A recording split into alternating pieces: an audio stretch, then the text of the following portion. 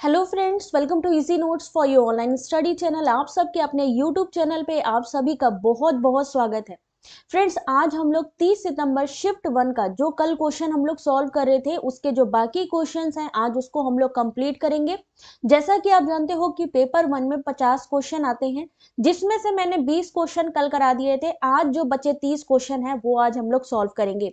तो स्टार्ट करते हैं। आप सभी को क्वेश्चन के आंसर करने हैं।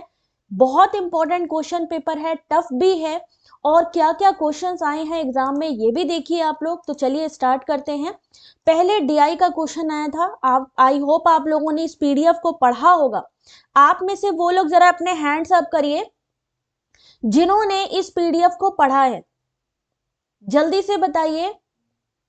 संजू, सरिता, साबिया, निया, नगमा, सविता, रितिका, मनोज, आनंद, किसने इस पीडीएफ को सुधीर उठा करके पढ़ा है? कल जो डीआई के क्वेश्चन मैंने सॉल्व करवाए थे, क्या किसी ने उठाकर उसको दोबारा सॉल्व किया है? किसी ने पीडीएफ को वो लोग हाथ उठा लो जो पीडीएफ को उठा करके जो दोपहर की क्लास हो रही है, जो यूजीसी नेट 2022 क्वेश्चन पेपर हो रहा है उसको देख रहे हैं। साबिया, सविता देख रही हैं, उसके अलावा कौन देख रहा है? पीडीएफ को डाउनलोड करिए। पीडीएफ को डाउनलोड करके जब तक आप इन क्वेश्चंस की प्रैक्टिस नहीं करोगे तब तक बेनिफिट नहीं मिलेगा, ठीक है? तो ये डीआई के क्वेश्चन कल मैंने आप लोग को कराए थे, कुछ लोगों ने सॉल्व किए थे क्लास में और कुछ लोग नहीं कर पाए थे, तो उन लोगों को भी थैंक यू मनोज, ठीक है? तो सब लोग पीडीएफ को डाउनलोड करके ये भूल जाया करो कि मैम ने कोई यहाँ पर सॉल्यूशन कराया है, फिर से ट्राई किया करो सॉल्व करने की, और फिर टाइमर लगा के चेक करो कि हम ये डीआई के क्वेश्चन या जो बाकी थ्योरी क्वेश्चन है कितनी देर में सॉल्व कर पाते हैं। यहाँ पर ये क्वेश्चंस मैं आप लोगों को कल करवा चुकी हूँ। ध्यान से देखिए, डिजी लॉकर से संबंधित आपके सतत विकास लक्ष्य रीजनिंग के क्वेश्चन से रिलेटेड ब्लूम टैक्सोनॉमी, ये जो टॉपिक मैं आपको बोल रही हूं ये बार बार रिपीट हो रहे हैं, ठीक है? फॉर्मेटिव समेटिव रिसर्च से रिपीट हो रहे क्वेश्चन है। ये रीजनिंग का क्वेश्चन सीपीयू के बारे में यहाँ पर पूछा गया। यहाँ पर कंपोनेंट्स पूछे गए, कौन कौन से कंपोनेंट्स है। ALU, CU, processor, register, SSD, वी रैम क्या चीज होती है, इसको भी ये देखिए नया क्वेश्चन जो यूजीसी नेट के हर क्वेश्चन पेपर में, जैसे पहले क्या होता था कि हर क्वेश्चन पेपर में आपका स्क्वायर ऑफ अपोजिशन पूछा जाता था, अब ऐसे ही एमएस ऑफिस से आपके क्वेश्चंस डाले जा रहे हैं। फिर ये क्वेश्चन था नॉन कन्वेंशनल के बारे में कि नॉन कन्वेंशनल जो लर्निंग होती है वो क्या होती है। ध्यान से देखिए, अब नया क्वेश्चन आपके सामने डालने जा रही हूं, अब मैचिंग का। इस क्वेश्चन को सॉल्व करने की सब लोग कोशिश करेंगे। टाइम स्टार्ट कर रही हूं अब मैं। सॉल्व करना शुरू करिए इस क्वेश्चन को। रिसर्च पर्सपेक्टिव, एथनोग्राफिक, फेनोमेनोलॉजी, नृजातीय प्रणाली यानी एथमोलॉजी, सिंबॉलिक, इन सब की मैचिंग बिठानी है आपको। अगर एग्जाम में आ गया तब क्या करेंगे, यहाँ पे सब लोग पहले कॉन्सेंट्रेट करेंगे। यस निधि, मैंने देख लिया बेटा, आपने 2 महीने का मेंबरशिप लिया है। निधि सिंह, मैंने देख लिया बेटा, ठीक है? और मैं अभी आपको पीडीएफ भी आपको सेंड करती हूँ 2021 की पूरी कंप्लीट। अपना मेल आईडी मेरे को सेंड कर देना जरा। जीमेल पर मिली आरती? जिन्होंने भी मेंबरशिप ली है 2021 की यूथ कंपटीशन की जितनी कंप्लीट बुक है 2021 के क्वेश्चंस, वो मुझसे डायरेक्टली ले सकते हैं। चलिए देखते हैं इस क्वेश्चन का सही आंसर। ऑप्शन नंबर डी, यानी फेनोमेनोलॉजी क्या चीज होती है? संवृत्ति शास्त्र, यानी कि जो संबंधित है दर्शन शास्त्र से। एथनोग्राफी किससे संबंधित है? जिसमें नृजातीय वर्णन आता है किसी पर्टिकुलर संस्कृति, किसी मानव के बारे में जब आप खोज करने लगते हैं तो क्या हो जाएगा? मानव विज्ञान। नृजातीय प्रणाली क्या हो जाएगा आपका? ऑप्शन नंबर 2 समाज शास्त्र। और प्रतीकात्मक अंतःक्रियावाद में क्या आएगा? सामाजिक मनोविज्ञान। आपसे पूछा जा सकता है फेनोमेनोलॉजी, एथनोग्राफिक। देखिए क्वेश्चन हो सकता है कि सेम रिपीट ना हो या हो भी जाए, क्योंकि अभी तक 2022 के क्वेश्चन पेपर यूजीसी नेट के बुलेटिन पे नहीं आए हैं। साइट पे यूजीसी नेट के 2022 के क्वेश्चन पेपर नहीं दिए हैं, इट मीन्स कि बहुत सारे क्वेश्चन ये लोग रिपीट करने वाले हैं। ठीक है, बहुत ध्यान से पहले क्वेश्चन सॉल्व करो, फिर मैं टेलीग्राम लिंक दूंगी, जिसकी जो क्वेरी है वहां पे पूछ सकता है मुझसे। यहां पर अभी समझ लीजिए, समृद्धि शास्त्र संबंधित दर्शन शास्त्र से नृजाति मानव विज्ञान, नृजाति प्रणाली समाज शास्त्र और प्रतीकात्मक अंतःक्रियावाद सामाजिक मनोविज्ञान से संबंधित है। व्यक्तियों के बीच संप्रेषण की संगतता किससे सन्निहित है? क्वेश्चन पे फोकस करिए, जो क्वेश्चन जो क्वेरी है आप हमें कमेंट करके भी पूछ सकते हो आराम से। अभी कॉन्सेंट्रेट करो क्योंकि ये लेटेस्ट पेपर है 2022 का।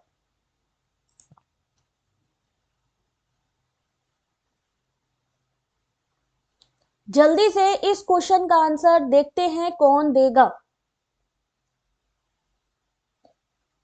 यस शहजादी, इस बारी जो क्वेश्चन ये देखो 30 सितंबर का क्वेश्चन पेपर है, घुमा घुमा के क्वेश्चन, ये वाला क्वेश्चन ऑलरेडी पहले पूछा जा चुका है पीवाईक्यू का। क्या करते हैं, ये पीवाईक्यू का क्वेश्चन हो सकता है अभी मैचिंग में पूछ ले, या हो सकता है अगली बार उन्हीं मैचिंग में से स्टेटमेंट वाले क्वेश्चन बना दे। तो आपने क्या करना है, आपने यहां पर ध्यान देना है हर क्वेश्चन का सही ऑप्शन। तदानुभूति संगतता किसमें संबंधित है? Communication compatibility between individual is rooted in empathy, तदानुभूति, और तदानुभूति से क्वेश्चन आपका ऑलरेडी पहले पूछा जा चुका है। फैलेसी के क्वेश्चन 100% आएंगे। तो चलिए आंसर करते हैं इस क्वेश्चन का क्या होगा। क्वेश्चन क्या दिया गया है आपके सामने, हमें चंद्रमा की अपेक्षा सूर्य को अधिक महत्व देना चाहिए क्योंकि चंद्रमा अंधेरा होने पर प्रकाशित होता है जबकि सूर्य प्रकाश होने पर प्रकाशित होता है। इस कथन में निम्नलिखित तर्क दोष है और वो कौन सी फैलेसी, भ्रांति, दोष किसको कहा जाता है? Appeal to emotion, fallacy of false cause, false dilemma या इक्विविकेशन। हमें चंद्रमा की जगह सूर्य को अधिक महत्व देना चाहिए क्योंकि चंद्रमा अंधेरा होने पर ही प्रकाशित होता है जबकि सूर्य प्रकाश होने पर प्रकाशित होता है। मतलब जब प्रकाश होएगा तब सूर्य प्रकाशित होगा। यहां पर आप अपना फैलेसी के क्वेश्चंस को खुद देखिए, क्वेश्चन को ही इन्होंने उठा के क्या कर, समार्थकता कैसे होगी, इक्विवोकेशन कैसे होगा बेटा। यहां तो फॉल्स कॉज होना चाहिए मेरे ख्याल से, हाँ फॉल्स कॉज सही है। क्यों यहां पर फॉल्स? इन्होंने कहा कि जो सूर्य है तब उदित होगा जब प्रकाश होगा, प्रकाश होने पर ही उदित होता है सूर्य। यानी ये जो इन्होंने कारण दिया है, जबकि होता क्या है, पहले सूर्य आता है फिर प्रकाश आता है, पहले क्या चीज आती है, यहां कारण जो दिया है उसका दोष है, गलत कारण का तर्क दोष। बेटा यहीं पर फैलेसी हम लोग गलत करते हैं क्योंकि हम क्वेश्चन को ढंग से पढ़ते नहीं है। इंडियन लॉजिकल रीजनिंग में जितने भी क्वेश्चन आते हैं आपके दिमाग को सॉल्व अगर ध्यान से देखोगे सॉल्व कर सकते हो। दो स्टेटमेंट है, पहला इन्होंने कहा कि चंद्रमा की अपेक्षा सूर्य को महत्व देना चाहिए क्योंकि, बिकॉज लग गया, क्योंकि चंद्रमा अंधेरा होने पर प्रकाशित होता है, यानी चंद्रमा जब अंधेरा हुआ तो आता है, चंद्रमा अंधेरा होगा तो कैसे आएगा, सूर्य प्रकाश होने पर प्रकाशित होता है, यानी सूरज के लिए पहले प्रकाश होना चाहिए, नहीं, इसमें क्या है, पहले सूरज आता है, सूरज की रोशनी, सूरज की किरणों से प्रकाश आता है। तो रीजन गलत दिया गया है, तो जब रीजन गलत दिया जाए बेटा वहां पर फैलेसी ऑफ फॉल्स कॉज हो जाएगा। अपील टू इमोशन क्या होता है, जब आप भावनाओं के आवेग में बहकर गलत चीज समझते हो, गलत चीजों को मान लेते हो कि नहीं भाई ऐसे नहीं ऐसे होगा, appeal to emotion. False dilemma यानी कोई चीज गलत है लेकिन उसको भी आपने सच मान लिया। इक्विवोकेशन क्या होता है कि जब हमें लगता है कि वो चीज उसके जैसी है लेकिन वो होती नहीं है। यहां पर फैलेसी का मतलब है कि हमें भ्रम होना, फैलेसी का क्या मतलब होता है, भ्रम होना, यानी हमें किसी चीज का भ्रम है। इक्विवोकेशन का मतलब हमें लगता है कि वो चीज उसके जैसी है, हमें लगता है सूरज चंद्रमा के समान है, हमें लगता है कि ये आदमी उस आदमी के जैसा है, हमें भ्रम है। फॉल्स डिलेमा यानी अगर कोई गलत चीज है और उसको भी हम सच मान लेते हैं, सच मान लेते हैं तो क्या होगा, फॉल्स डिलेमा हो गया। फैलेसी ऑफ फॉल्स कोज, अब हमें भ्रम हो गया है कि हमारा जो कारण दिया गया है वो गलत है कि सही है, उसको भी हम सही मान लें। अपील टू इमोशन, यानी किसी ने कोई बात कही और उसको हमने इमोशनल मान करके उस चीज को एक्सेप्ट कर लिया, यानी यहां पर किसी चीज का प्रूफ नहीं है, यहां पर सिर्फ भ्रम पैदा किया जा रहा है, आपको गुमराह किया जा रहा है, ये होती है मेन फैलेसी। और फैलेसी का अगर आपको ये तरीका समझ में आ गया कि appeal to emotion, false cause, false dilemma, equivocation, अगर आपको थोड़ा भी इसका मीनिंग पता है आराम से आंसर कर लोगे। ठीक है, बहुत ही आसान होती है फैलेसी, तुम लोगों को लगता है टफ है, बट अगर तुमको आ गया ना, दिमाग में चढ़ गई चीज कि नहीं भाई बहुत इजी है, फिर इजी लगेगी। स्वयं पोर्टल पर मूक्स का प्रयोग प्रत्येक सेमेस्टर में विद्यार्थियों द्वारा 40% क्रेडिट अर्जित करने के लिए किया जा सकता है। स्वयं पोर्टल पर सभी मूक क्रेडिट आधारित मूक हैं। इसमें आपको स्टेटमेंट में बताना है, असर्शन रीजन में, थैंक यू नगमा, कीवर्ड्स होते हैं बेटा, थैंक यू शहजादी, रीमा, सब लोग बस ध्यान दो, बहुत जरूरी चीजें हैं, क्लियर भी होती जाएंगी। अभी अपन स्वयं पढ़ते हैं, कल हमने स्वयं पढ़ा, डिजिटल इनिशिएटिव्स पढ़े, स्वयं से जुड़ा हुआ यहाँ पर क्वेश्चन इन्होंने क्या घुमा के पूछ लिया है कि जो स्वयं पोर्टल है उसमें हम जो मूक प्लेटफॉर्म का यूज करते हैं, ये जो मूक्स का ओपन ऑनलाइन कोर्सेज का यूज करते हैं, उसमें जो छात्रों को क्रेडिट दिया जाता है 40% है, सही है कि नहीं? अब हमने अगर इसके बारे में पढ़ा होगा तो ही आप आंसर कर सकते हैं।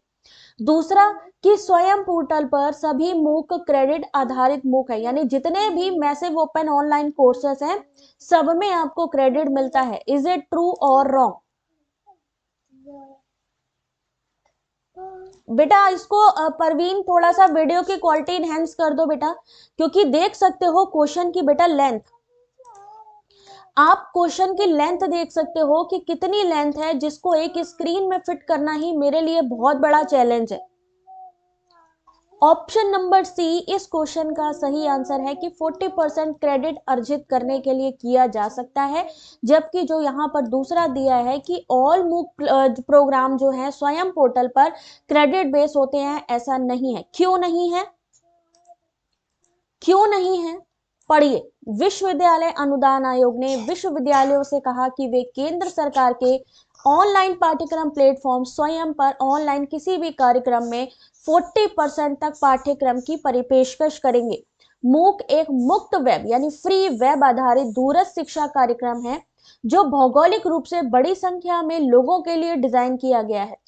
स्वयं पोर्टल पर सभी मूक क्रेडिट आधारित मूक हो, ये अभिकथन सत्य है, लेकिन जो कारण दिया गया है वो सही नहीं है। 40% क्रेडिट होना चाहिए, लेकिन क्यों होना चाहिए क्रेडिट? कारण जो दिया है वो सही कारण नहीं है कि अगर हमने 40% क्रेडिट दिया है तो क्यों दिया है। ठीक है, तो हमें असर्शन रीजन में यही सब देखना है। अगला क्वेश्चन आपके स्क्रीन पे, और टाइम मिलेगा इसको सॉल्व करने का केवल 30 सेकंड। ये क्वेश्चन भी पीवाईक्यू में रिपीटेड क्वेश्चन है।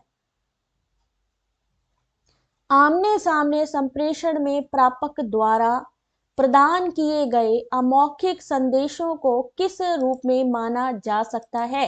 ये क्वेश्चन भी आपका प्रीवियस ईयर क्वेश्चन में रिपीट हो चुका है। पवन बेटा 360 पे वीडियो की क्वालिटी करके देखो एक बारी,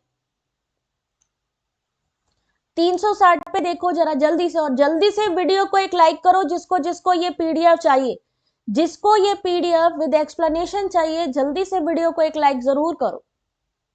यस तस्नीम, डेली होती है बेटा।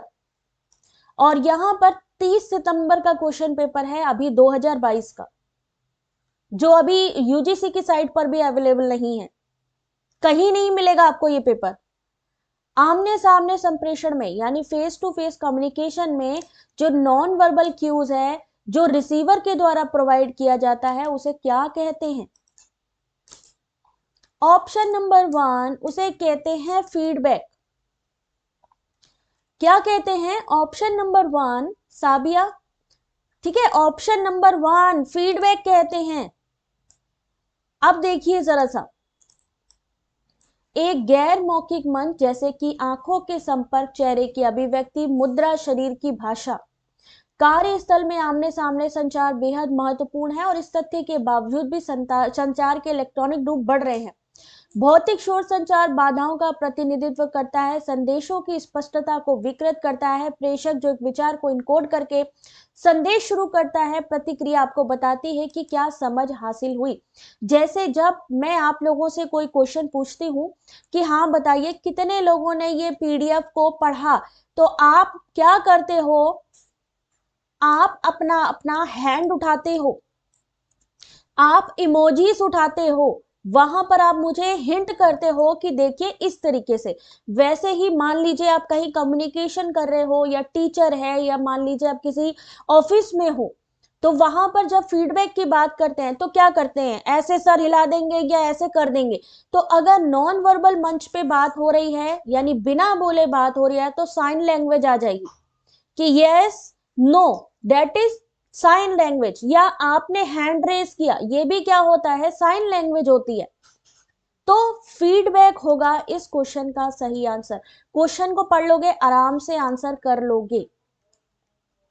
नेक्स्ट क्वेश्चन कम्युनिकेशन का, जरा ध्यान से देखिएगा। संप्रेषण की जो नई प्रणाली है, एक अंतःक्रियात्मक समाज के अभ्युदय को सुगम बनाया है, जो कम्युनिकेशन की जो नई टेक्नोलॉजी आई है। संप्रेषण की नई प्रणाली डिजिटल है और उसने नेटवर्क के माध्यम से संप्रेषण के बहुविध तरीकों को एकीकृत किया है। इज इट ट्रू और रॉन्ग? ऐसे ही लंबे लंबे क्वेश्चंस आएंगे एग्जाम में, ध्यान रखिए। सब लोग ध्यान पर देखो बेटा।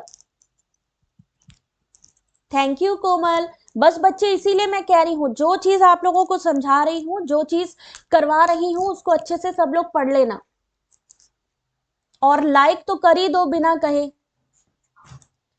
अच्छा, संप्रेषण भाई नई जो टेक्नोलॉजी आई है उससे संबंधित है कि नई प्रणाली एक अंतःक्रियात्मक समाज के अभ्युदय को सुगम बनाती है। सही है कि भैया, दोनों ही सही चीज है, कि दोनों ही सही बात है। जो नई नई टेक्नोलॉजी आ रही है उसमें सब चीजें आपके लिए यूजफुल ही हैं, बहुविध का प्रयोग हो रहा है यहाँ पे, यानी आप मल्टीपल मोड्स में बहुत सारी चीजें कर पा रहे हो। अगर हम नॉर्मल बात करें तो मान लीजिए आप क्या कर रहे हो, मान लो कंप्यूटर पे काम कर रहे हो, कंप्यूटर पे काम करते करते आप चैटिंग भी कर रहे हो, आप हो सकता है कोई प्रेजेंटेशन भी तैयार कर रहे हो। तो क्या है, इसने आपको बहुत तरीके दिए हैं कम्युनिकेशन करने के लिए। कौन सी, जो कम्युनिकेशन की नई टेक्नोलॉजी है उसने, ठीक है ना। तो ये चीज यहां पर इस एक्सप्लेनेशन को सबने पढ़ना है कि क्या एक्सप्लेनेशन है, कैसे इस क्वेश्चन का आंसर आएगा। चलिए नेक्स्ट क्वेश्चन है कि कंप्यूटर के अनेक उपयोगकर्ता मालवेयर के बारे में चिंतित रहते हैं। मालवेयर के दो उदाहरण इनमें से कौन से हैं? ये क्वेश्चन कंटिन्यू हर एक के क्वेश्चन पेपर में आया है। नित्या ध्यान से देखो बेटा। थैंक यू शबनम, आंसर करो बेटा सारे लोग यहाँ पे। फायरवॉल, वॉर्म, पॉइंटर और वायरस। मालवेयर के बारे में बताना है, और मालवेयर होते कौन कौन से हैं?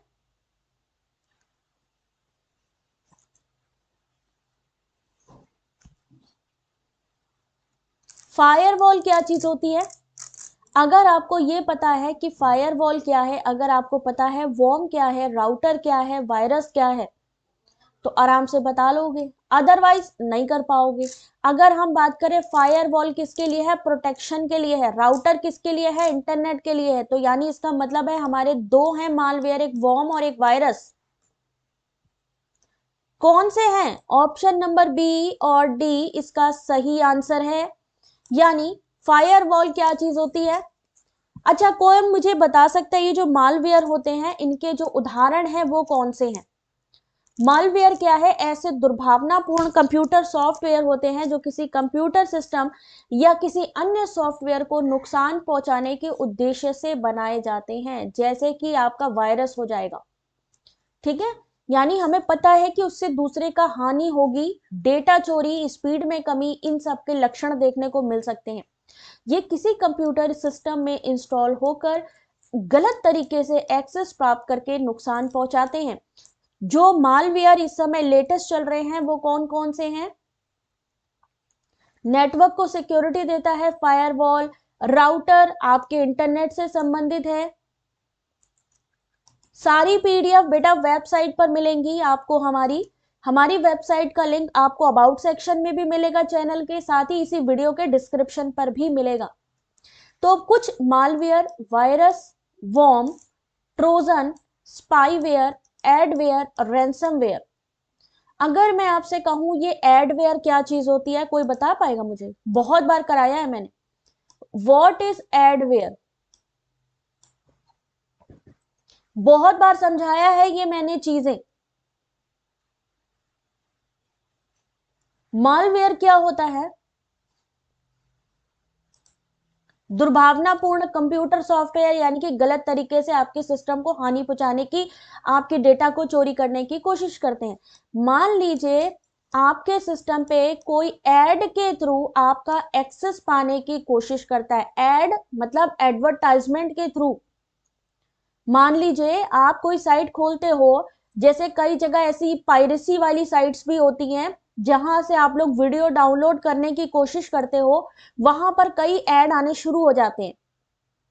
सडनली आप उस ऐड पर अगर क्लिक कर देते हो तो वो आपके पूरे सिस्टम को हैक कर सकते हैं।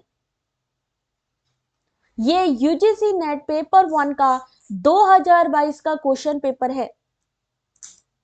जो भी यहां पे ज्वाइन करेगा सबको मिलेगा। चैनल को ज्वाइन करने बेटा, चैनल को ज्वाइन कर ले, सबको पीडीएफ मिलेगी।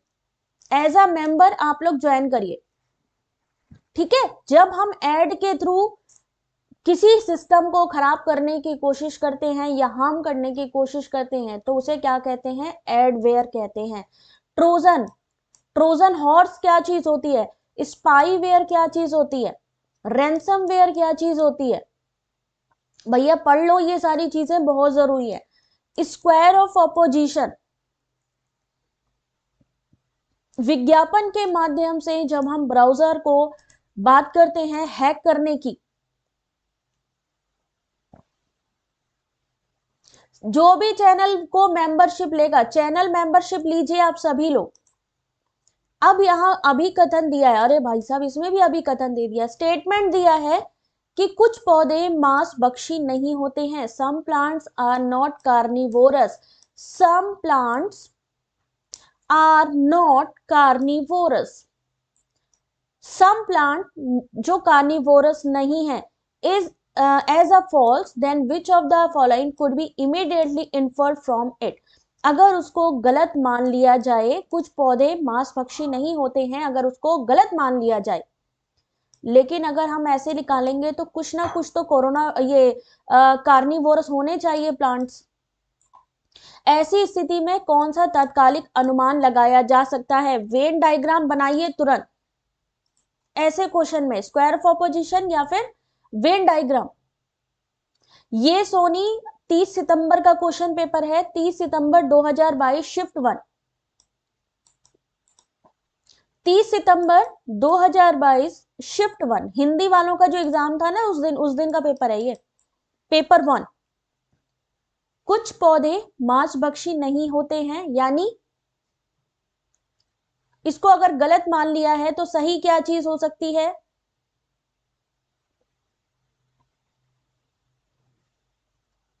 पहली बात तो यहां पर यह भी होना चाहिए, अगर कुछ पौधे मांसभक्षी नहीं हैं, अगर ये गलत मान लिया जाए,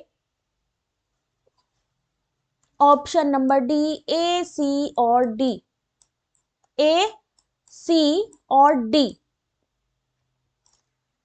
कुछ पौधे हो गए मांसभक्षी नहीं है, यानी कोरोना वायरस कह रहे हैं, कार्निवोरस नहीं है। अगर इसको मान लिया जाए तो हम यहाँ पर कौन सी पॉसिबिलिटी बना सकते हैं कि कुछ पौधे मांसभक्षी होते हैं? बिल्कुल सही बात है, होते हैं।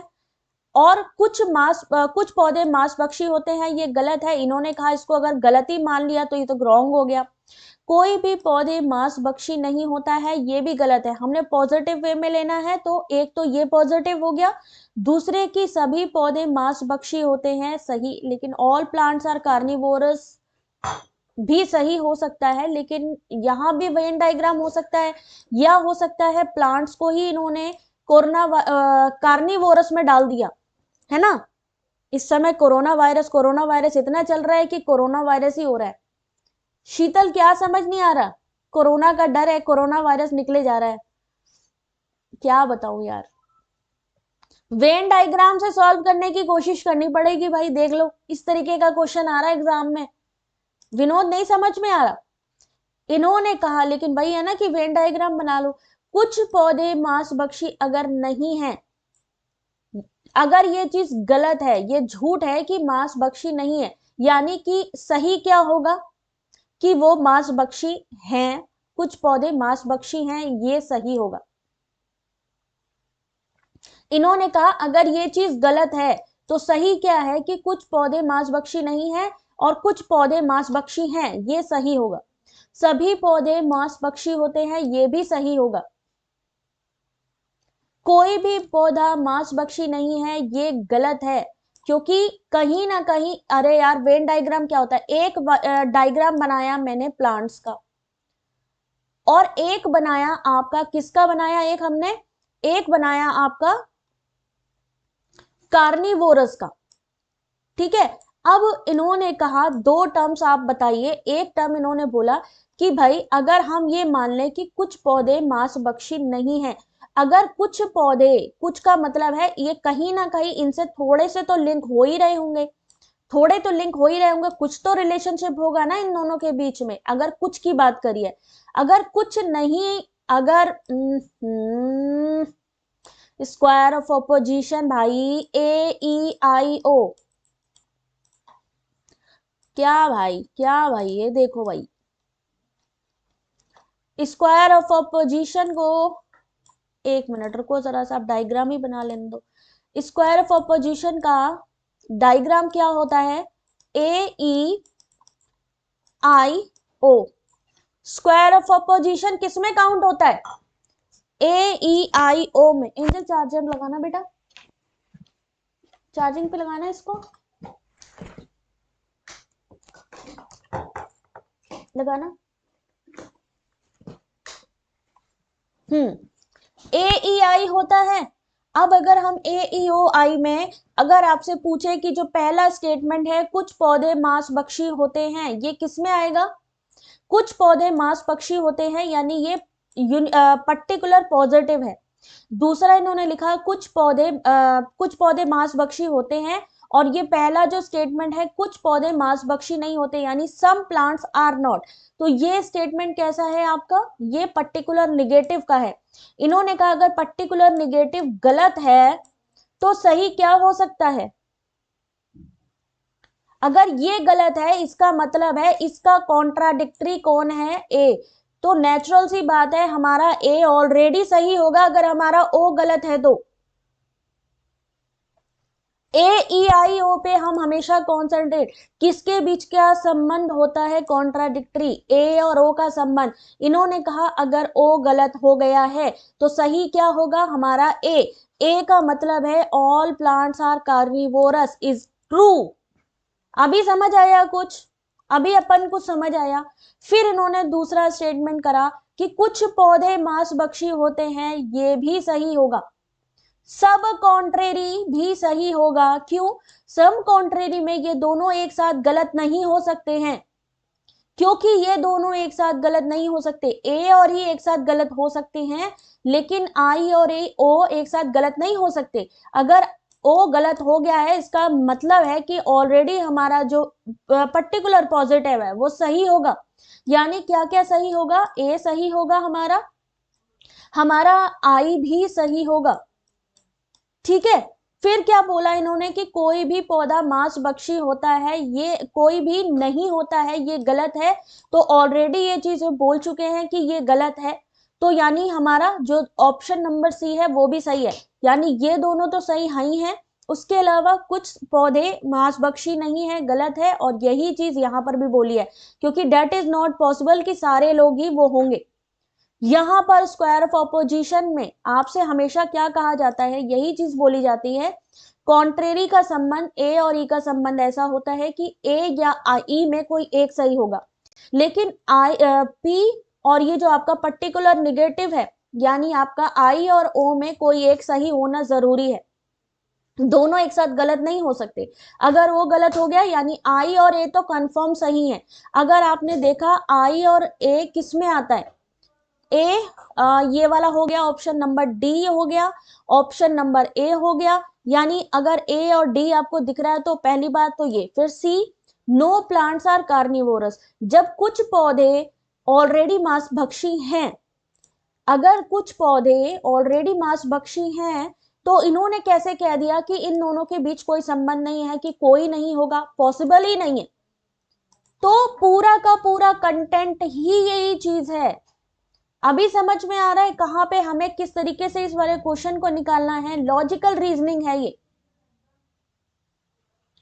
अभी समझ में नहीं आया जिसको वो बताओ जरा, अभी समझ में जिसको नहीं आया वो बताओ। स्क्वायर ऑफ अपोजिशन में आप लोगों को बता चुकी हूं, अगर इस तरीके का क्वेश्चन आ जाए, इस तरीके का अगर वेन डायग्राम बना सकते हो तो वेरी गुड, अगर वेन डायग्राम नहीं भी बन रहा है तो भी आप स्क्वायर ऑफ अपोजिशन को आराम से बता सकते हो।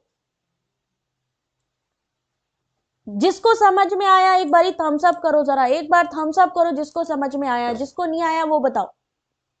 आ गया? ई भी, ई नहीं राइट होगा निया, ई राइट नहीं होगा, ई राइट नहीं होगा।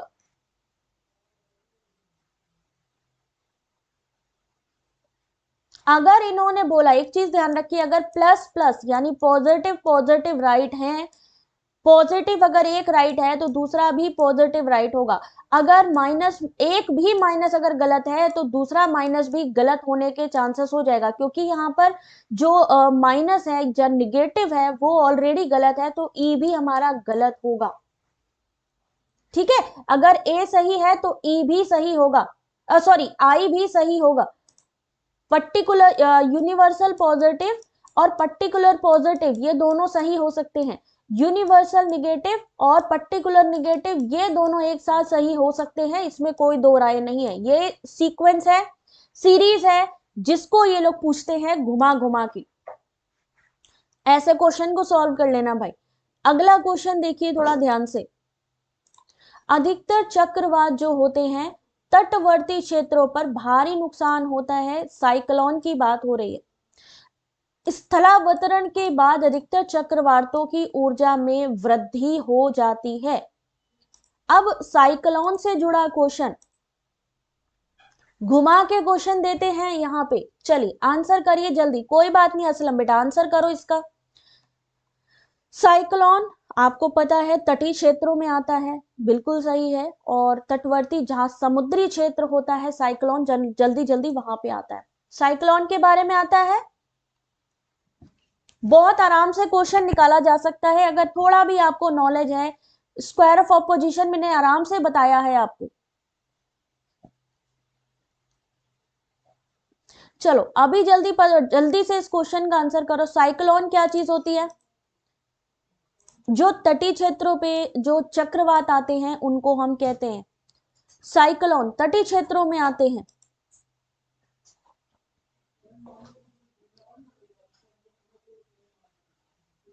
Energy of most cyclone increase after landfall. एक चीज बताओ बेटा, एक बात बताओ, मान लीजिए अगर मान लीजिए पहली बात कि साइक्लोन जो है बहुत मात्रा में नुकसान करते हैं और तटवर्ती क्षेत्रों में नुकसान पहुंचाते हैं, बिल्कुल सही है। लेकिन अगर लैंडफॉल होता है, अगर किसी जगह से वो टकराते हैं या कहीं से होकर गुजरते हैं तो उनकी स्पीड बढ़ती है कि घटती है?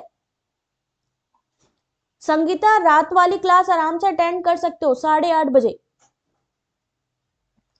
अगर यहां, अरे भैया कैसे होगा ये वाला, ऑप्शन 2 कैसे सही होगा? ऑप्शन 2, मान लीजिए कोई तूफान आ रहा है, अगर आपसे कहा जाता है कि मान लीजिए उड़ीसा में तूफान आया, ठीक है, उड़ीसा में तूफान आया, लेकिन हुआ क्या, वो फिर पता चला दूसरी तरफ डाइवर्ट हो गया, गुजरात चला गया, और जैसे जैसे वो अंदर एंट्री कर रहा है, अंदर एंट्री कर रहा है, तो जो हवाओं की स्पीड होती है वो कैसी होने लगती है, कम होती है। उसकी जो ऊर्जा है, एनर्जी है, घटती है ना कि बढ़ती है। जब आप एक बॉल को फेंकते हो, जब आप कोई बॉल, मान लीजिए आपके हाथ में एक बॉल है, आप उस बॉल को फेंकते हैं, अगर वो डायरेक्ट जाती है तो उसकी स्पीड ज्यादा होती है, लेकिन अगर वही बॉल किसी चीज से टकरा जाए तो ऑटोमेटिकली उसकी स्पीड कैसी होगी, इंक्रीज होगी या डिक्रीज होगी। कोई चीज डायरेक्ट आ रही है तो डेफिनेटली उसकी जो स्पीड है वो इंक्रीज होगी, बट अगर तटीय क्षेत्रों से या कहीं से टकरा रही है, कहीं जगह पे ऑलरेडी लैंडफॉल हो रहा है, इट मीन्स कि उसकी स्पीड को वो कम करता जाएगा। इसीलिए कभी कभी आप लोगों ने देखा होगा कि कहा जाता है बहुत तेजी में साइक्लोन आ रहा है, लेकिन वो बंगाल की खाड़ी में आते आते उसने जो है टकरा गया किसी जगह पे, दूसरी जगह डाइवर्ट हो गया, और जहां पर उसको पहुंचना था वहां तक जो उसकी स्पीड थी वो कम होती चली गई। सविता बस ऐसे ही हाल है, अभी तो ठंड की वजह से एक्चुअली बैठना पड़ता है ना, उसमें दिक्कत होती है ज्यादा। कम हो जाएगी बस, निया समझ आ रही बेटू।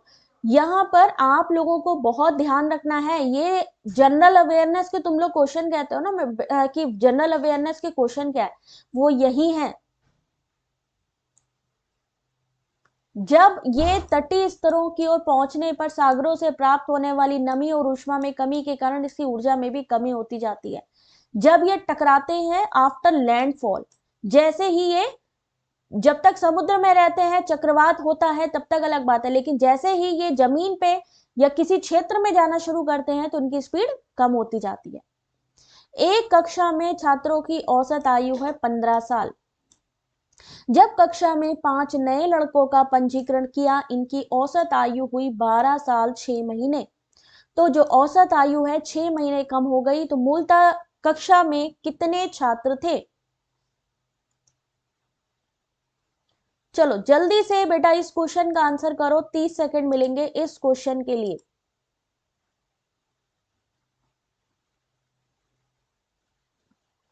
सब लोग ध्यान से देखिए, एक कक्षा में छात्रों की औसत आयु कितनी है? 15। ठीक है, और उन्होंने कहा कितने छात्र हैं ये इन्होंने कुछ नहीं बताया। फिर उन्होंने कहा अगर 5 नए लड़कों को भी हमने दाखिला दिया तो उनकी औसत आयु हुई 12 साल 6 महीने। उनकी औसत आयु थी 12 साल 6 महीने 5 लड़कों की, तो औसत आयु 6 महीने कम हो गई। कक्षा में कुल कितने छात्र थे? मैथ्स में कौन कौन अच्छा है इसमें? ये वाली क्लास बेटा दोपहर में होती है 2:30 बजे, 2:30 बजे होती है, डेली होती है, आप लोग जरूर ज्वाइन करो, और यहाँ पर एक्सप्लेनेशन भी मिलता है आपको, एक बार आराम से पढ़ सकते हो। हमें मालूम नहीं है कि कितने छात्र हैं, तो हमने x मान लिया। कक्षा में छात्रों की जो कुल आयु है वो कितनी है? 15 साल। तो टोटल कितने छात्र क्या हो गए? 15x हो गया। इन्होंने कहा जो 5 नए लड़के जोड़े इन्होंने, उसकी आयु है 12 साल 6 महीने। कितना हुआ? 12 साल 6 महीने। अब 5 लड़कों की जो नई आयु है उसको आप काउंट कर दीजिए, 12.5 इंटू 5 करेंगे कितना आएगा? 62.5 वर्ष। जो नया औसत बनेगा इस तरीके से, ये पूरा का पूरा, एक बारी आप लोग इसको थोड़ा चेक कर लो, अच्छे से समझ में आएगा। तो कक्षा में मूलतः 20 छात्र हैं, लेकिन जो इसका शॉर्टकट जानता है वो जरूर इसको स्क्रीनशॉट लो और टेलीग्राम पे डालो। शहजादी इसका एक्सप्लेनेशन डालोगे बेटा? इसका एक्सप्लेनेशन डालोगे? कार्तिका बेटा बहुत सारे क्वेश्चन पेपर हुए हैं लेकिन अभी भी बहुत बाकी है। ठीक है, कुछ पेपर हो चुके हैं जिसको आप साइट से पीडीएफ डाउनलोड कर सकते हो और वीडियो भी देख सकते हो, प्लेलिस्ट में भी है। शिक्षण का गत्यात्मक उपागम से क्या संबंध है? Dynamic approach of teaching means. Sangeeta question का आंसर करो जल्दी से।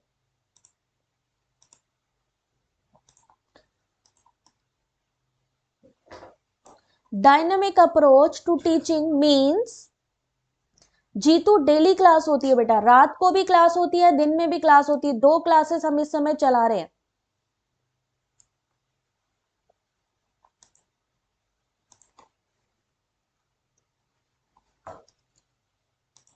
दो क्लासेस होती हैं, एक होती है दोपहर में 2:30 और एक होती है रात को 8:30। तो आप लोग सब लोग ज्वाइन कर लीजिए। चैनल को। देखते हैं इस क्वेश्चन का आंसर। जहां पर भी डायनामिक अप्रोच की बात आती है वहां पे एक्टिविटीज आती हैं, यानी विद्यार्थियों को क्रियाकलाप के माध्यम से सीखना चाहिए। यही मतलब होता है गत्यात्मक उपागम का, जहां पर उनको व्यवहारिक अनुभव होता है, यानी उनको किसी न किसी एक्टिविटी में इन्वॉल्व किया जाता है, जिससे कि उनको जो जो नेचुरल बात, अगर हम बात करें, जो नेचुरल हर जगह पे उनका व्यवहारिक अनुभव है वो बढ़ता है, पर्सनल एक्सपीरियंस बढ़ता है उनका, काफी चीजें होती हैं। अगला क्वेश्चन देखिए जरा। अब ये देखिए लेंथ, हम क्वेश्चन पढ़ते हैं मल्टीपल चॉइस, कुछ लोग अभी भी 1 ऑप्शन 3 ऑप्शन 4 ऑप्शन के चक्कर में पड़े हैं, बट यहां पर मैं बता दूं ऑलरेडी 1 2 3 4 5 ऑप्शन, 6 7 8 9 ऑप्शन, एक क्वेश्चन के 9 ऑप्शंस हैं। सॉल्व करिए, और अगर पढ़ोगे नहीं तो सॉल्व भी नहीं कर पाओगे। सुधीर, रात को होती है थ्योरी प्लस एमसीक्यूज।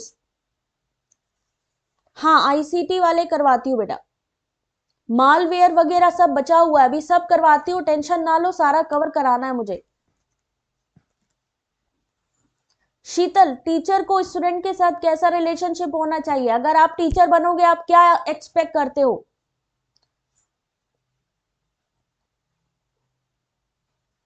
आंसर करो जल्दी से इस क्वेश्चन को। हमेशा जब भी आपको क्वेश्चन, आपका एप्टीट्यूड का मतलब क्या है, आपसे उम्मीद की जाती है कि आप कैसा बिहेव करने वाले हो आगे। एप्टीट्यूड का मतलब है आपकी योग्यता परखना। हो सकता है कि चारों ऑप्शन सही हो, लेकिन आपकी वो योग्यता परखते हैं, यानी कि आप आगे चलकर कैसे टीचर बनने वाले हो, ये आपके ऑप्शंस बताते हैं। ठीक है ना? तो सही आंसर ऑप्शन नंबर बी, सी, डी और ई इस क्वेश्चन का सही आंसर है। भिन्न संस्कृतियों के लोगों के साथ संप्रेषण के लिए क्या सुझाव हो सकते हैं? Promote an ecosystem of mutual respect, know the culture context of other people, always state fact, सदैव तथ्य बताना। इस तरीके से क्वेश्चंस को ये लोग क्या करते हैं, बिल्कुल घुमा घुमा के पूछते हैं। अपनी व्याख्या पर जोर, मतलब अगर कोई मान लीजिए मुझे पंजाबी आती है, किसी को बंगाली आती है, अगर मैं अपनी जो इंटरप्रिटेशन है, एम्फेसाइज और इंटरप्रिटेशन इन्होंने बोला अपनी व्याख्या पे, हम अपनी बात कहे जा रहे हैं, बट वो समझ ही नहीं पा रहा है, तो हमारा कम्युनिकेशन होगा कैसे? एलिमिनेट करिए। Forget your own culture identify, यानी अपने कल्चर को ही भूल जाओ। Very good. तो इनको दोनों को आप एलिमिनेट करोगे तो अपने आप आपको बाकी के क्वेश्चन के आंसर मिल जाएंगे। शीतल, अगर टीचर आपका फ्रेंड बन गया तो आपको ना तो वो कॉन्सेप्ट समझा पाएगा। एक डॉक्टर को देखा है बेटा, एक डॉक्टर को देखा है आपने? डॉक्टर क्या होता है, डॉक्टर से जब भी कितना अच्छा सर्जन हो, कितना अच्छा वो डॉक्टर हो, लेकिन कभी भी कहते हैं कि वो अपने जो रिलेटिव्स हैं उसका ऑपरेशन या उसको ट्रीटमेंट नहीं दे सकता, क्योंकि उसके साथ उसकी भावनाएं जुड़ जाती हैं, और अगर उसकी भावनाएं जुड़ गई तो वो अपना जो काम है वो काम नहीं कर सकता। तो जो टीचर होता है उसका काम भी यही है, डिसिप्लिन मेंटेन भी करना उसका काम है, गाइड करना भी काम है। आपकी प्रॉब्लम कोई आ रही है, कोई चीज समझ में नहीं आ रही है, उसको भी समझाना उसका काम है। बहुत ज्यादा किसी से फ्रेंडली अगर आप होते हो तो क्या होता है कि बिल्कुल एज यू टू हो जाते हो, बिल्कुल मतलब लोग उस चीज को वैल्यू ही नहीं करते, है ना? लोग समझते हैं हाँ भाई ठीक है। तो जब टीचर अपने प्रोफेशन, अगर आपने टीचर या डॉक्टर या इंजीनियर या कोई भी प्रोफेशन आप चुनते हैं, तो आप इस चीज का ध्यान रखिए कि उसमें हर एक चीज में, हर प्रोफेशन की एक लिमिटेशन होती है, और उस लिमिटेशन को सबको फॉलो करना चाहिए। ठीक है? बहुत ज्यादा फ्रेंडशिप नहीं, बहुत ज्यादा, कहते हैं ना प्रोफेशन में ज्यादा फ्रेंडशिप भी नहीं होनी चाहिए, बहुत ज्यादा किसी से नाराज भी नहीं होना चाहिए, यानी कंफर्टेबल होना चाहिए बात करते समय। तो ये सारी चीजें आप सभी को ध्यान रखनी है। ठीक है ना? चलिए, अगला क्वेश्चन है, पद शास्त्रार्थ मीमांसा किससे उद्धित हुआ है? अब इस क्वेश्चन का आंसर करिए जरा।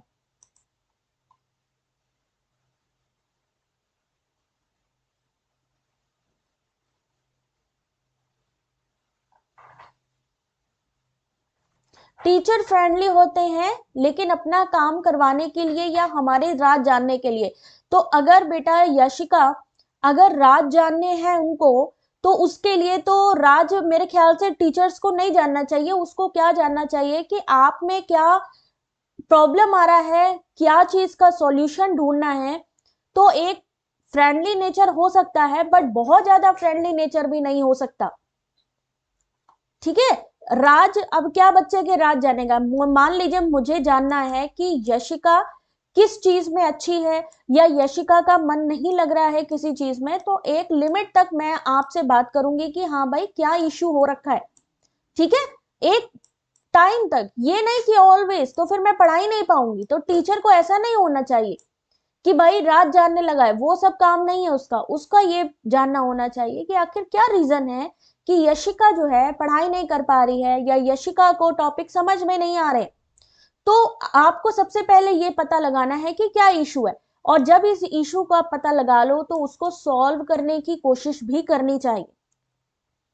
ठीक है, चलो अगला क्वेश्चन, ऑप्शन नंबर बी, ईश्वर मीमांसा। यहां पर इस शब्द का मतलब है ईश्वर मीमांसा।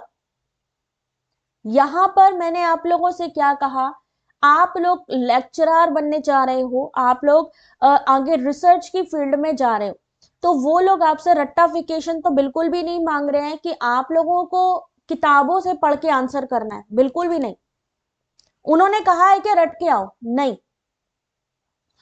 उन्होंने कहा कि आप कॉन्सेप्ट को समझ के आइए और फिर बताइए। दोस्ती इसीलिए नहीं करता हूं क्योंकि बहुत धोखा देते हैं आजकल लोग, सिर्फ अपने काम से काम। आजकल कलयुग है बेटे शैलेंद्र, आजकल कलयुग है। लेकिन फिर भी अगर हम बात करें, जो टीचिंग प्रोफेशन है आज भी अच्छा प्रोफेशन है, आज भी रिस्पेक्टफुल जॉब है टीचिंग की, क्योंकि वहां पर अभी भी बहुत से ऐसे टीचर हैं आज भी। अगर हम खान सर की बात कर लें, अगर हम विकास कीर्ति सर की बात करें, कितनी अच्छी इंफॉर्मेशन देते हैं यार। कुछ हैं अभी भी टीचर, बहुत अच्छे टीचर हैं, है ना। चलो अब इसका आंसर करो जल्दी से इस क्वेश्चन का। कंफ्यूज होना ही नहीं है, हमें बेस्ट ऑप्शन को चूज करना है, डेट्स इट। हमें बेस्ट ऑप्शन को चूज करना है। हो सकता है सारे ऑप्शन सही हैं, लेकिन वो हमारी योग्यता, अपने दिमाग को, अपने जो है नॉलेज को इतना बढ़ाओ कि आपको खुद समझ में आए कि हमें क्या करना चाहिए क्या नहीं करना चाहिए। Classical Indian school of view of हेत्वाभास फैलेसी।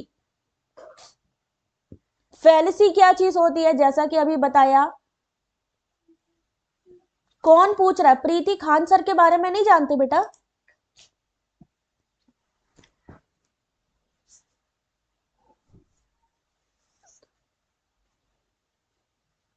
विकास कीर्ति सर, खान सर कितने मतलब सुपर है, अपने सीधी थॉट रखते हैं सबके सामने, बच्चों के सामने अपनी पूरी बात रखते हैं। किरण, ये वाला जो क्वेश्चन है बेटा 30 सितंबर का क्वेश्चन पेपर में सॉल्व करवा रही हूँ। ठीक है, तो इन सब के लिए जरूरी है कि आपको क्वेश्चन के बारे में पता होना चाहिए। इन्होंने क्या पूछा कि हेत्वाभास से संबंधित क्या चीज सही है। हेत्वाभास क्या होता है?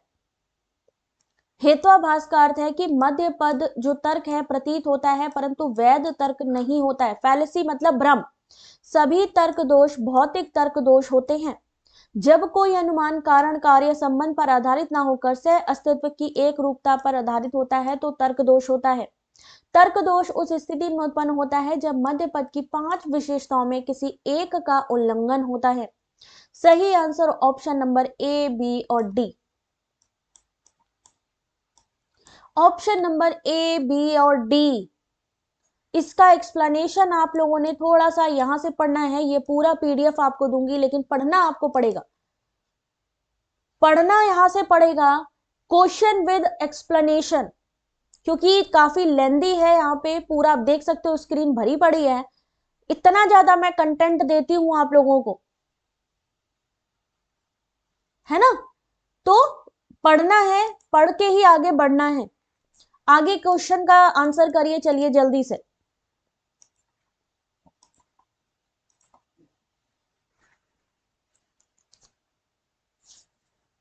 आंसर करो जल्दी से इस क्वेश्चन का। निया क्या हो गया? अभी जो एक्सप्लेनेशन दिया है बेटा इसमें, उस एक्सप्लेनेशन को एक बारी पढ़ना, ठीक है, क्योंकि काफी लेंदी है जिसकी वजह से पूरा करवाना बहुत मुश्किल है। बाकी जो क्लासेस होंगी उसमें तो मैं बताऊंगी ही बताऊंगी। सतत विकास की नैतिक रूपरेखा हमारी पर्यावरण के साथ संबंध के बारे में मानकीय मार्गदर्शन करती है। मानव केंद्रित निदर्श भ्रामक है, जैसा कि उसके पर्यावरणीय परिणामों से स्पष्ट है। ऑप्शन नंबर 1 दोनों ही सही है।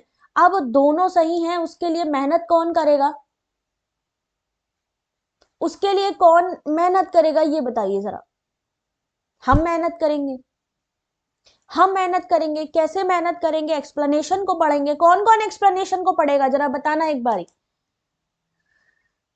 किरण एक चीज बताओ बेटा, एक चीज बताओ, हमारे लिए कई ऐसे बच्चे हैं अभी अपनी क्लास में जिनको ए फॉर एप्पल नहीं पता। एग्जाम्पल दे रही हूं, ए फॉर एप्पल नहीं पता, जिनको लॉजिकल रीजनिंग की ए नहीं पता है।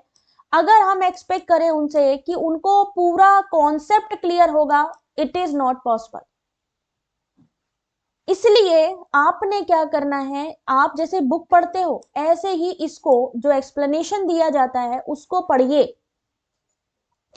हिस्ट्री का भी बताऊंगी बेटा, हिस्ट्री, पॉलिटिकल साइंस, हिंदी, ये सब बहुत जल्दी बताने वाली।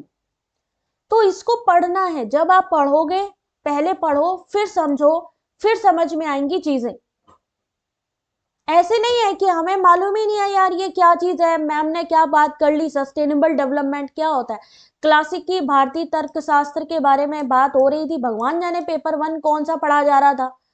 अब ये क्वेश्चन, अब जो नए बच्चे हैं उनके लिए डिफिकल्टी है ना यार, ये तो मुझे भी पता है, बट जो एग्जाम दे चुके हैं ये उनके लिए है कि हाँ भाई चलो तुम लोग बताओ कितनी तैयारी है। याद रखिए, आज अब आपके एग्जाम में हर सब्जेक्ट का क्वेश्चन आ रहा है, चाहे इकोनॉमिक्स हो, सोशलॉजी हो, साइकोलॉजिकल हो, या आपका संस्कृत के राइटर पूछ लिए जाए, कुछ भी। क्लासिकी भारतीय तर्कशास्त्र के अनुसार सभी तर्क दोष भौतिक तर्क दोष होते हैं। न्याय मत के अनुसार न्याय वाक्य निगमनात्मक, आगमनात्मक, औपचारिक, भौतिक होता है। न्याय साइलोगिज्म से जुड़ा ये आपका क्वेश्चन। बिल्कुल दीपिका, मैं जल्दी ही देखती हूँ, जो जो अरेंज होगा मैं बताती हूँ बेटा, है ना। कुछ लोग नए हैं, कुछ लोग पुराने हैं। जो नए हैं उनको बेटा पहले क्या करना है, एबीसीडी सीखना है। यानी आपको पहले ये पूरा एक्सप्लेनेशन पढ़ना है। जब आप चीजों को पढ़ोगे, समझोगे कि हाँ भाई इसमें क्या लिखा है, फिर जब आप इस क्वेश्चन पे आओगे तो आपको चीजें समझ में आएंगी कि अच्छा हाँ इस वजह से ये क्वेश्चन यहाँ पे सही है। 5 जो यहाँ पर तर्कशास्त्र की 5 चीजें हैं, प्रतिज्ञा, हेतु, उदाहरण, उपनय, निगमन, पता ही नहीं है जो नए लोग हैं, क्लासेस ही नहीं अटेंड करी अभी, है ना। तो मुझे पता है डिफिकल्टी होती है। जन प्रवाद संप्रेषण, अब ग्रेप वाइन कम्युनिकेशन से जुड़ा एक क्वेश्चन आपके सामने। जन प्रवाद किसे कहते हैं? ग्रेप वाइन को कहते हैं। आंसर करिए ग्रेप वाइन क्वेश्चन का जल्दी से। इस क्वेश्चन को देखिए, क्वेश्चन आपके सामने है और आंसर। अब ग्रेप वाइन मैंने 2 दिन पहले ही आप लोगों को करवाया है। ग्रेप वाइन मैंने आपको 2 दिन पहले ही कराया है कि ग्रेप वाइन क्या चीज होती है। अब कुछ लोग वाइन वैसी वाली वाइन समझेंगे, कुछ लोग सोचेंगे मैम ये कम्युनिकेशन के बीच में वाइन कैसे ले आई। आ रही बात समझ में? कोई बात नहीं असलम, जो पहले वो चीज जरूरी है उसको करो बेटा, ठीक है। चलो, ग्रेप वाइन क्या चीज होती है? कम्युनिकेशन के क्वेश्चन, हाँ टाइप्स बहुत पूछ रहे हैं सुधीर। ग्रेप वाइन में आप लोगों को क्या क्या बताया था? प्रतिकूल टिप्पणियों का सुगम प्रवाह, संगठन में मनोबल को जानना, अधिप्रचारक विचारों का फैलाव, कर्मचारी द्वारा सामना किए जाने वाले महत्वपूर्ण मुद्दों को जानना, कर्मचारी की चिंताओं का मूल्यांकन करना। Option number D, option number B, option number D, option number E. अब जन प्रवाद क्या चीज है? व्यावसायिक संचार का एक अनौपचारिक तरीका है। यानी मान लीजिए आप किसी ऑफिस में काम कर रहे हैं और वहां पर कुछ चीजें ऐसी चल रही हैं जो आपको नहीं समझ में आ रही हैं कि कुछ चल रहा है लेकिन वो चीज सही नहीं है। अब आपको क्या करना है? आपको चीजों को पता करना है, तो क्या करोगे? नॉर्मल आप किसी से इनफॉर्मल बात करोगे ना, उससे क्या होगा? मनोबल बढ़ेगा। कर्मचारी द्वारा सामना किए जाने वाले, जब आप उनसे थोड़े फ्रेंडली हो जाओगे तो वो आपको तरीका बताएंगे, इनफॉर्मल तरीका। कर्मचारी की चिंताओं का मूल्यांकन करना, ये सारी चीजें आती हैं ग्रेप वाइन में, यानी नॉर्मल बात करना किसी से, नॉर्मल। अब कैसे पता चलेगा ये क्या चीज होती है? ये इतना सारा, ये जो कंटेंट इतना सारा ये जो मिल रहा है आपको, पहली बात तो हिंदी में मिलता नहीं है। हिंदी में पहली बात तो मिलता नहीं है कंटेंट, और अगर मिलता है तो उसमें भी कंफ्यूजन रहती है कि क्वेश्चन के आंसर सही से नहीं मिलते हैं। बट यहां पर आपको क्वेश्चन विद आंसर दिए जा रहे हैं। तो पढ़ना किसका काम है? हमारा काम है। अगर हमें सीखना है तो हम सीखेंगे। ठीक है, ऑप्शन नंबर डी। अब फिर से स्वयं से उठा के क्वेश्चन डाल दिया इन्होंने, आंसर करिए। अब स्वयं के बारे में, डिजिटल इनिशिएटिव है, क्या चीज होती है स्वयं? स्वयं किस माध्यम से सर्वोत्कृष्ट शिक्षण अधिगम संसाधनों को सभी विद्यार्थियों तक ले जाने का प्रयत्न करता है? पहली बात तो 2022 का क्वेश्चन पेपर तुम लोग को कहीं नहीं मिलेगा। दूसरी बात, अगर क्वेश्चन पेपर मिल गया तो उसके आंसर नहीं मिलेंगे, उसको आप लोगों को आंसर की से निकालना पड़ेगा।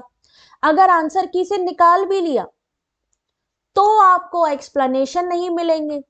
लेकिन यहाँ पर एक क्लास में 3 चीजें बताई जा रही हैं आपको, क्वेश्चन दिखाया जा रहा है, आंसर बताया जा रहा है, एक्सप्लेनेशन बताया जा रहा है, और क्या चाहिए भाई?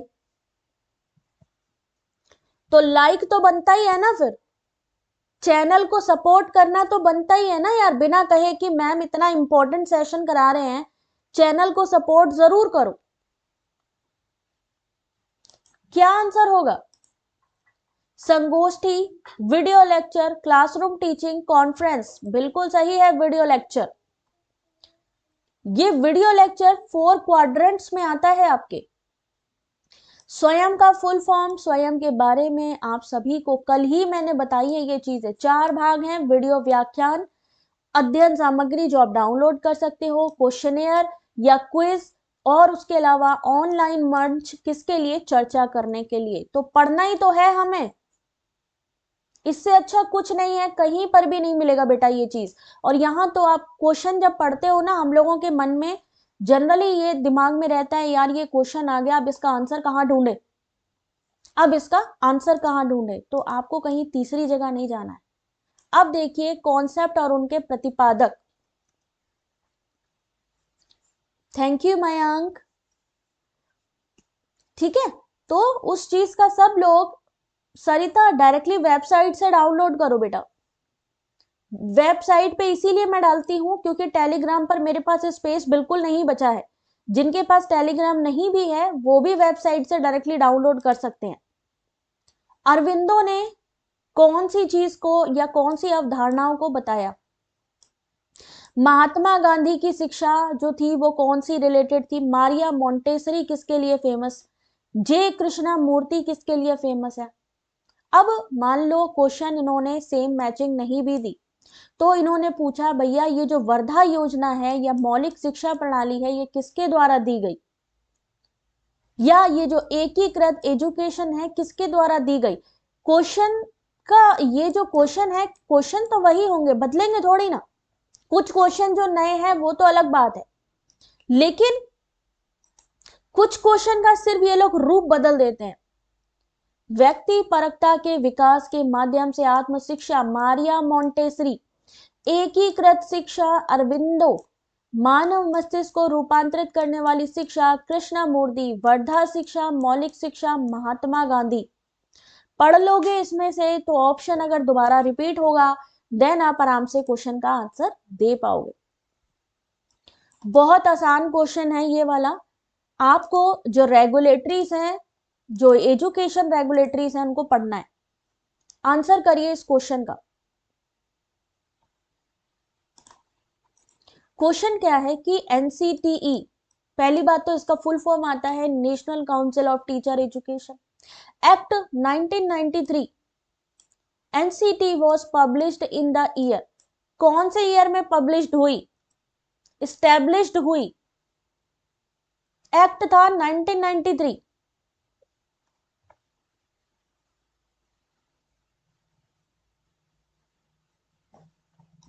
चलिए देखते हैं इस क्वेश्चन का सही आंसर, ऑप्शन नंबर 1 1995।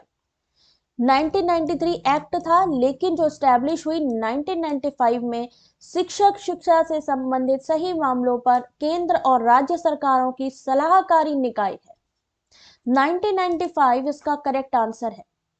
अगला क्वेश्चन, खाद्य श्रृंखला में निम्नलिखित में से किस जीवनाशी के न्यूनतम जीव संचयन की संभावना होगी?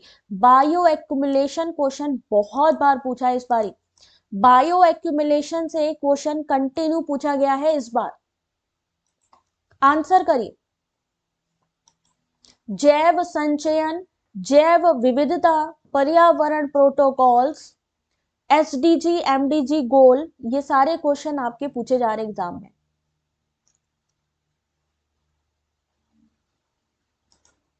देखते हैं इस क्वेश्चन का सही answer, option number C carbaryl, carbaryl इसका सही आंसर है। इसमें विकल्पों में क्या है कि कीटनाशक के जैव संचयन की संभावना इसमें सबसे कम होती है, न्यूनतम होती है, ठीक है, इसीलिए तो ये एक्सप्लेनेशन दिया है, इसको पढ़ लेना जरा। अगला क्वेश्चन, फिर से दो क्वेश्चन फैलेसी के आ गए।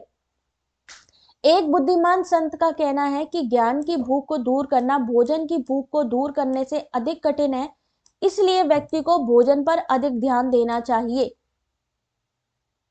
ओहो, बहुत बढ़िया क्वेश्चन भाई, क्या बात है, फिर से आपको दे दिया इन्होंने फैलेसी। आंसर करो जरा। अभी अभी आप लोगों ने सेम क्वेश्चन अटेम्प्ट किया था। Begging the question, false dilemma, ignoratio elenchi, appeal to emotion.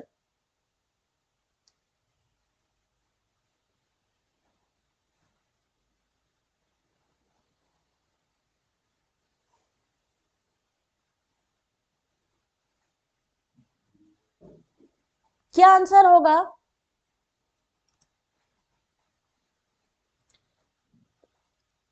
बस थोड़े से क्वेश्चन बचे हैं अभी, अभी 30 सितंबर का क्वेश्चन पेपर फिनिश करवा रही हूं बस अभी।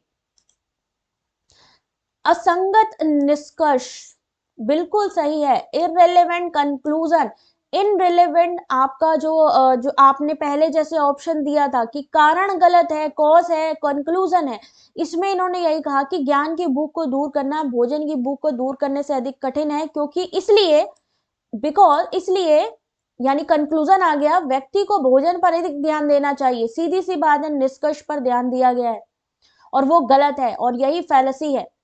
आंसर करिए इस क्वेश्चन का, तो सिर्फ 30 सेकंड मिलेंगे, आंसर करिए 30 सेकंड में। आज ये 30 सितंबर शिफ्ट 1 मुझे कंप्लीट करना है, इसलिए ये थोड़ी क्लास लंबी हो सकती है, थोड़ी सी, ज्यादा लंबी नहीं होगी। आंसर करिए इस क्वेश्चन का। 467 का अर्थ है पत्तियां, 485 का अर्थ है हरा रंग अच्छा है, और 63 का अर्थ है वे खेल रहे हैं। इस कोड में पत्तियों का अंक कौन सा है, मतलब पत्तियों का कोड कौन सा है इसमें, ये बताना है, सिंपल सा। सुषमा आंसर करो बेटा, सब लोग कॉन्सेंट्रेट करो। जीतू, अभी केवीएस के एग्जाम के बारे में अभी करेक्शन विंडो का तो पता चला था, बट अभी एग्जाम का थोड़ा कंफर्म नहीं है, मुझे वो कंफर्म करके बताना पड़ेगा।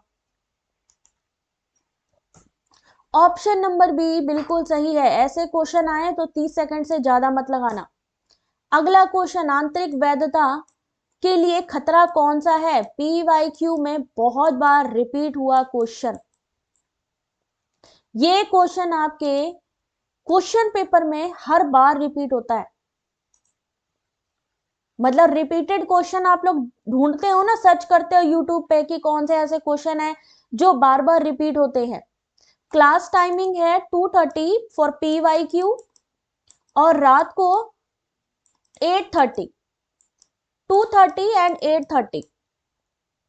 टेलीग्राम सब लोग ज्वाइन कर लो, अभी मैं टेलीग्राम की लिंक शेयर कर देती हूँ, वहां से आप लोगों को सारी इंफॉर्मेशन मिल जाएगी। आंतरिक वैधता यानी इंटरनल वैलिडिटी के लिए कौन सा खतरा है? ऑप्शन नंबर सी, यानी सी, डी और ई। 8 खतरे होते हैं, 8 खतरे होते हैं। इतिहास, इंस्ट्रूमेंशन, चयन, पूर्वाग्रह, सामाजिक संपर्क, परिपक्वता, परीक्षण, प्रतिगमन, उदासीनता। मेरे ख्याल से अगर आप एक्सप्लेनेशन भी पढ़ लेते हो तो यहाँ पर एक्सप्लेनेशन को पढ़ने के बाद भी आप बहुत सारे क्वेश्चन के आंसर कर सकते हो। एक्सप्लेनेशन सबसे इंपॉर्टेंट होता है, अगर आपने ये पढ़ लिया तो समझो आधी चीज हो गई। जल्दी से इस क्वेश्चन का आंसर करिए, ये तो बड़ा आराम से क्वेश्चन सॉल्व कर लोगे। टेलीग्राम एरर बता रहा है, ऐसे कैसे? एंजल देना जरा, मोबाइल देना, किधर रख दिया? अच्छा ठीक है, मैं देखती हूँ किस वजह से नहीं जो ज्वाइन हो पा रहा। आंसर करो इसमें, ऑब्जेक्टिविटी, सब्जेक्टिविटी, क्या होगा इसका आंसर?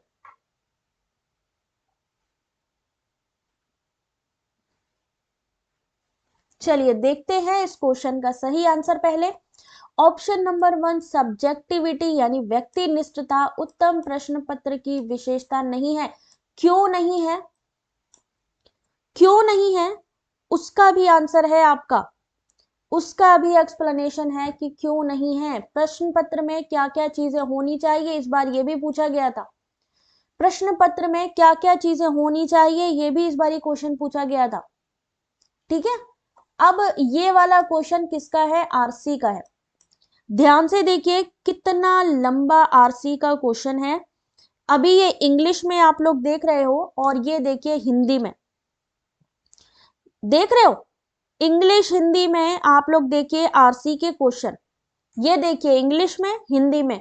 अब आरसी के क्वेश्चन तो आएंगे ही आएंगे एग्जाम में, तो क्या करना है, ये जो पीडीएफ मैं आपको भी दूंगी, इस पीडीएफ में उनको मिलेगी ये पीडीएफ। थैंक यू शहजादी, सुनी लिया नाम उसका है ना, टेलीग्राम लिंक में शेयर करूं।